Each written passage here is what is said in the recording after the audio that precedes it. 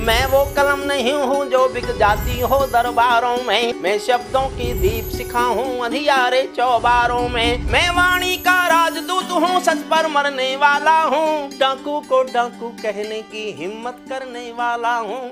Break के बाद आपका स्वागत है।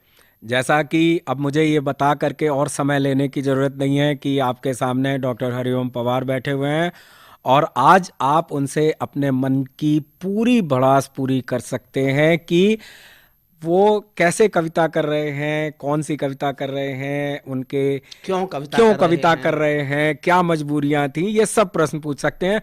तो पवार साहब, अभी एक कॉलर हमारे बहुत देर से जुड़े हुए हैं, मैं सीधे उनको लेता हूं। जी भाई साहब, बताएं, अपना नाम बताएं और कहां से बोल रहे हैं।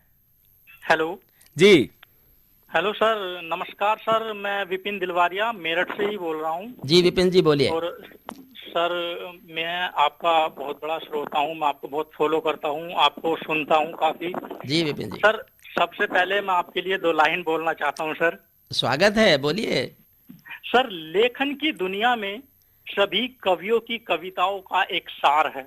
जी लेखन की दुनिया में सभी कवियों की कविताओं का एक सार है। देश की समस्याओं को लेकर जो सामने आया, उस अलग पहचान को लेकर जो बुलंदियों पर सवार है, वो माननीय कवि डॉक्टर हरिओम पवार है। चलिए, आभार आभार आपका विपिन जी। तारीफ तो अपनी बहरों को भी अच्छी लगती है। विनोद भट्ट जी लेखक हुए कि अहमदाबाद के, उन्होंने लिखा है कि तारीफ तो बहरा भी सुन लेता है अपनी।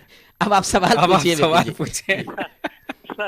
सर, मेरा सवाल ये है कि आपने जब सबसे पहली कविता लिखी, आपने क्या सोचकर लिखी और क्यों मुझे लिखनी चाहिए, क्यों लिखी आपने वो चीज सोचकर? क्या ये इस सवाल को मुझसे आज तक किसी ने पूछा नहीं। और मैं आरपी सिंह साहब, मैं आभारी हूँ। देखिए, सच ये है, जब मैं पढ़ता था, मेरठ कॉलेज में पढ़ने आया था, तो मैं डिबेट्स बोला करता था। हम अलग अलग कॉलेजों में डिबेट बोलने जाया करते थे। मुझे डिबेट में अक्सर आप रिकॉर्ड मालूम कर सकते हैं, पहला पुरस्कार मिल जाता था। लेकिन होता यह था, जितने समय में पुरस्कारों का निर्णय कर रहे होते थे जज, उतने समय में हमारे साथ एक पढ़ती थी सुषमा बहन जी। आजकल वो अमेरिका में हैं, मेरठ कॉलेज में प्रोफेसर रही हैं। वो MSc मैथमेटिक्स किया उन्होंने, सुषमा प्रेमी।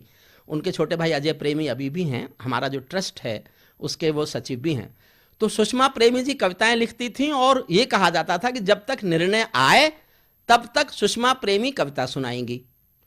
तो उनकी कविता पर तालियां हमारी डिबेट्स पर बोले जाने वाले भाषण से ज्यादा बजती थी और हम चुपचाप ये देखते थे कि भाषण में तो हम फर्स्ट आए, डिबेट में तो हमको पहला पुरस्कार मिला, लेकिन तालियां बहन जी को ज्यादा मिली।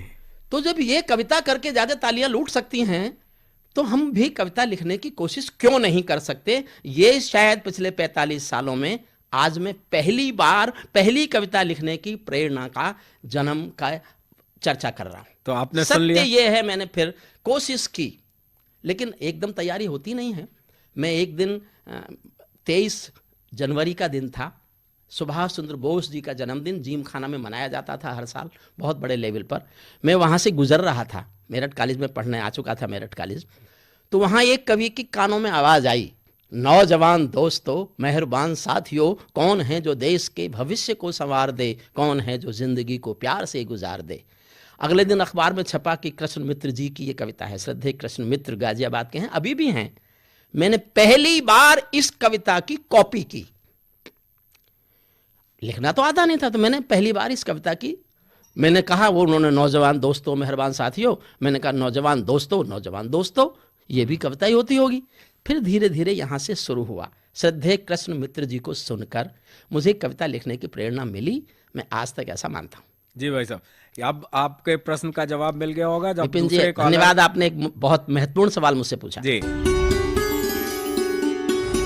मैं वो कलम नहीं हूँ जो बिक जाती हो दरबारों में, मैं शब्दों की दीप शिखा हूँ अंधियारे चौबारों में। मैं वाणी का राजदूत हूँ, सच पर मरने वाला हूँ, डाकू को डाकू कहने की हिम्मत करने वाला हूँ।